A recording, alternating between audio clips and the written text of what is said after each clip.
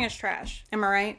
Well, for a game that is held in such high regard by gamers and publications alike, why is it constantly getting shit on by Redditors? And I mean, not just Redditors either. To this day, you go under the comments of any TikTok, YouTube, Instagram, Facebook, well, anywhere where people can voice their thoughts on the internet, you're gonna find a bunch of people talking about how overrated it is, or how trash it is, or how it's utter garbage, and it should have never won Game of the Year. But if the Redditors are right, and the people under every comment section claiming that Elden Ring is overhyped, if they're all right, why is the game still so popular to this day? Alright, so this channel ain't for children. We're gonna pour up a drink while we discuss this, because that's just the vibe I'm feeling today. If you're under 21, take a hike. Anyways, that was all the disclaimer you get. Let's go.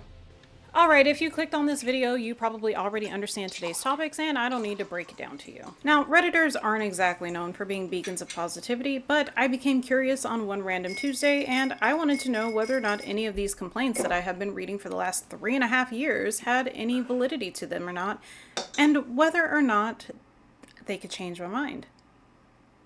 So I went digging. Once I filtered through enough of the complaints that simply boiled down to, well, the game is too hard and I can't figure out how to fight anything, I found a few points that seemed valid enough that made me actually reevaluate my own relationship with the game.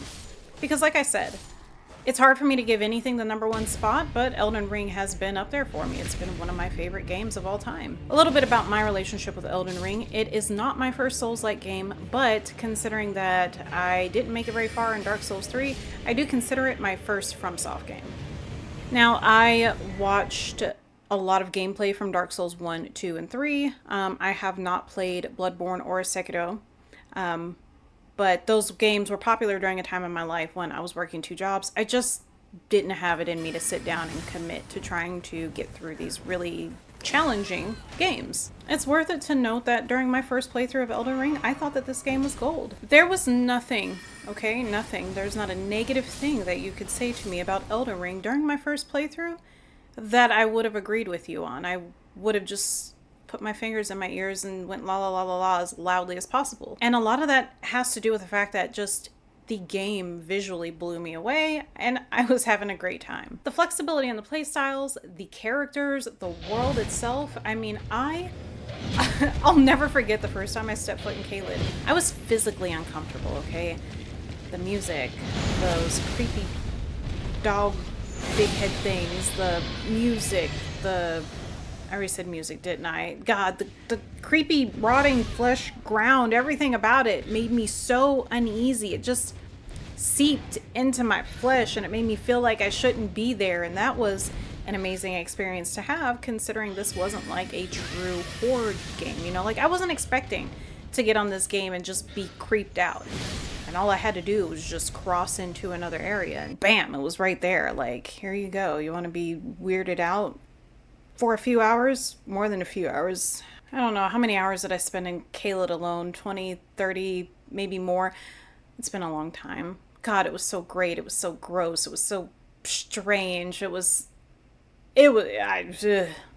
when you're coming from a place like Limgrave, which honestly looks relatively peaceful by comparison, you know what I mean? Like, that looks like a frolic through the woods, and this looked like something straight out of a Stephen King novel. So, to all you negative Nancys who might have tuned into this video and can't wait to go to the comments section and tell me how much I suck for liking Elden Ring, the world is beautiful. And I don't care. Say what you want. One of the first things that I found that kind of seemed to be repeated amongst complaints over and over again had to do with the bosses. And this one's kind of got 2 points under it. So the first one would be that the bosses are artificially hard.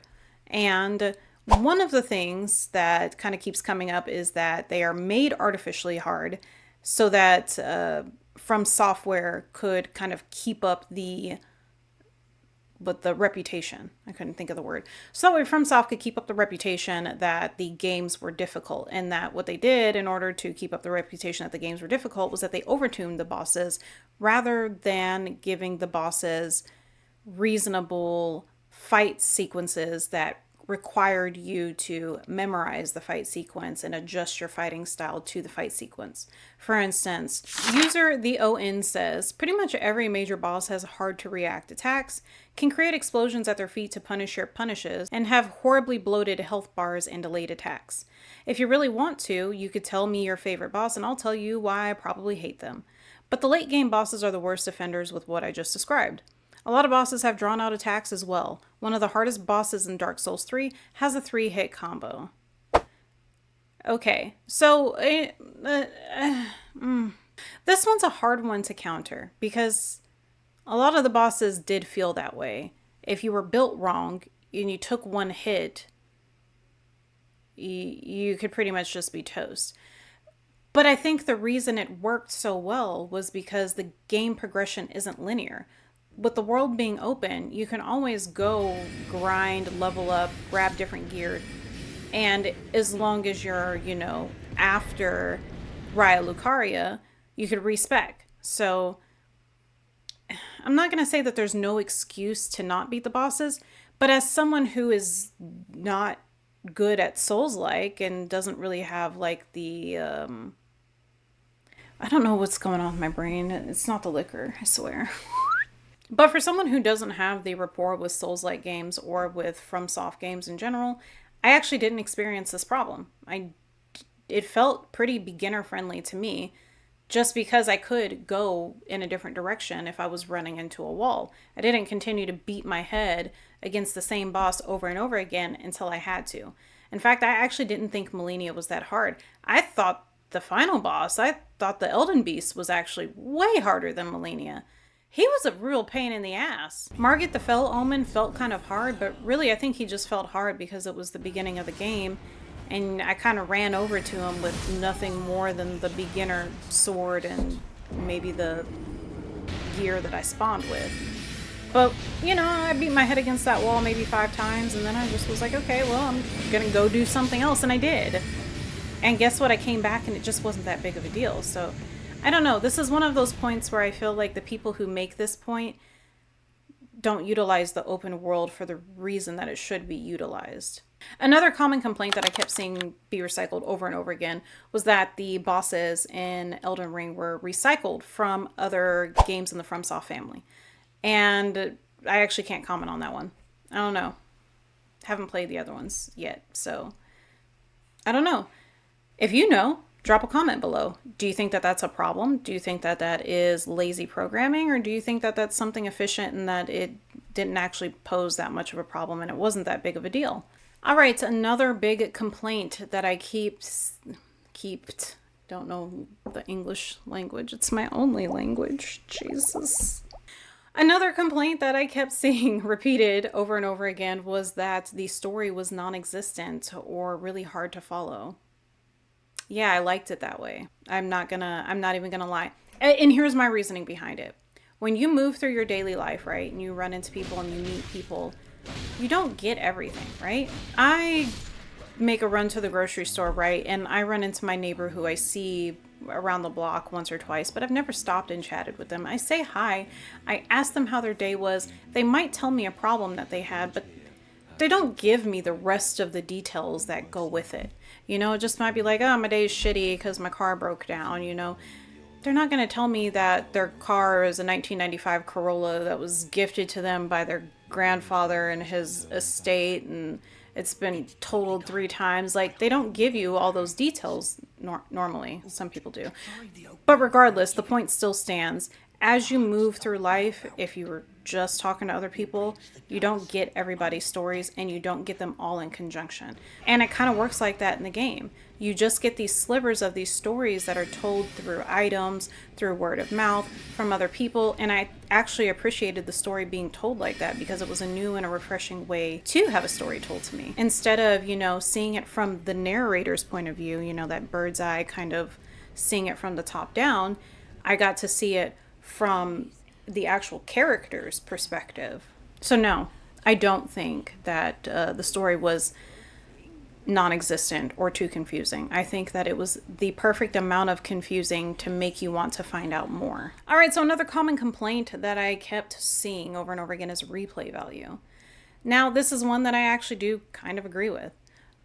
It was kind of hard to re-pick up the game and start over and play again once I finished it. A lot of that had to do with the fact that the things that made the game amazing were things that I already knew. I wasn't going to have that first time experience in Caelid. I'm not going to have that first time experience again seeing General of Dawn turn into a comet while I run in circles and panic because I don't know what I'm supposed to do. I'm not going to have the experience of dropping into the Siofa River well again. But you know what? That's okay. It's okay to play a game and have an experience. And I have to say that if you're one of those person that bases the value of a game on whether or not it has good replay value, you should probably get into MMOs. Because if content is what you're looking for, that's kind of the area that you want to be in. It's okay to spend $60, $70, $80 or whatever on a game, have an experience, not want to pick it back up again. Because not everything in life is permanent, right? The good things in life are going to be ephemeral. The way I see it is that if I didn't spend that money on Elden Ring, I was probably going to spend that money on going out to eat. And I am glad that I spent the money on that rather than going out to eat because Elden Ring lasted longer and gave me better memories. So I don't know. It's all about your perspective and how you view things. I don't think not having a replay value should be something that's like, well, you don't get Game of the Year because you don't have replay value. I think that's a silly thing. Next thing that I kept seeing over and over again was that the map was too large and too empty. And not only was it too empty, but assets were continually copy and pasted over and over again. I don't agree. I wanted to, I thought about it, and I just don't. Because you know what? It all tied in with the world. It all made you feel like even though you were in areas that looked different, you were still in the same world and in the same setting. Let's take the Crucible Knights, for example, right? Like the Crucible Knights, you encounter them across the land. You know, the first few are hard, but once you learn how to fight them and you get better gear, it's not so bad anymore. But you gotta think about it this way. Once again, think about yourself as someone who is moving through the story. You are the character. And as you move through the story and as you progress, as you get stronger and as you get better items, right? You're moving through the land. You're learning about what's happening or what has happened amongst the land. You learn about these knights who were Godfrey's elite guards or something, right? I feel like I might be messing this one up. I should have read before I started talking. But they were banished across the land by Queen America. Okay. And then you encounter them as you're going through your travels on your path to become the Elden Lord. And even though, you know, like, sure, they're the same boss over and over again, same movesets, they might be drawn a little bit differently, it still adds another layer of storytelling to it. And so, no, I don't think that the map is too large. I don't think that the world is too big. I don't think it's too empty. And I am not actually annoyed by the reuse of the copy-pasted assets. There's one I do kind of wish that they would have done a little bit better. And that was like those crypts. The graystone crypts with the gargoyles and shit. Those did get kind of boring to run through at the end. So yeah, they could have definitely like spiced those up and made those a bit more different. I didn't like running through the same ones over and over again.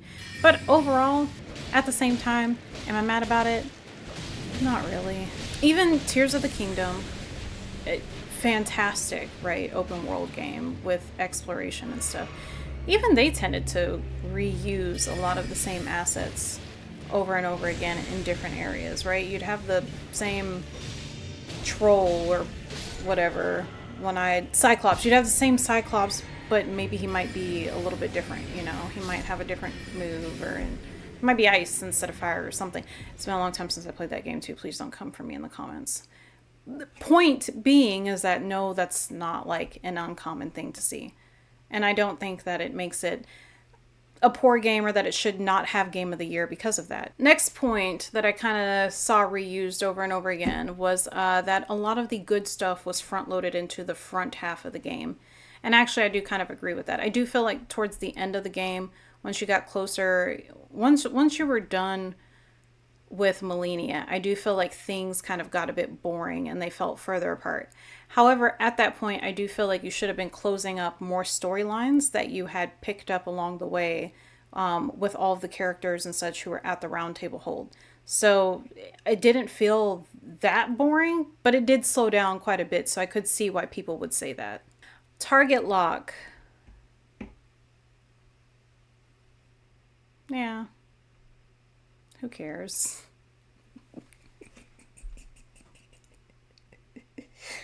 I don't know.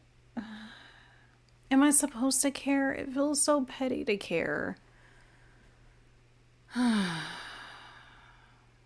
Am I giving them too much grace by saying I don't care? I genuinely want to know. Like, am I being too lackadaisical on this front? Should I be like, should I care more? I don't know. I don't care. Does Elden Ring have its problems? Well, yeah. It certainly seems like it. But does that mean that it doesn't deserve the awards that it's gotten or the hype that it has? Well, I think that's entirely dependent upon you and how you feel about the objectivity of the scoring system in question. I will say that whether or not you personally believe that Elden Ring deserves the hype or not is an entirely subjective point, and we're all entitled to our opinions here. However, the critiques within the gaming community tend to turn into empty complaints that only exist for the sake of complaining. We can and we should offer critiques whenever possible for the sake of improvement. But we have to be honest. Some of these critiques aren't real critiques. Listen, I'm going to offer you the next piece of advice from somebody who has had a little too much experience in this department. When you fall into the habit of looking for flaws, then that's all you're going to find. And eventually, you will end up robbing yourself of your own happiness in the process.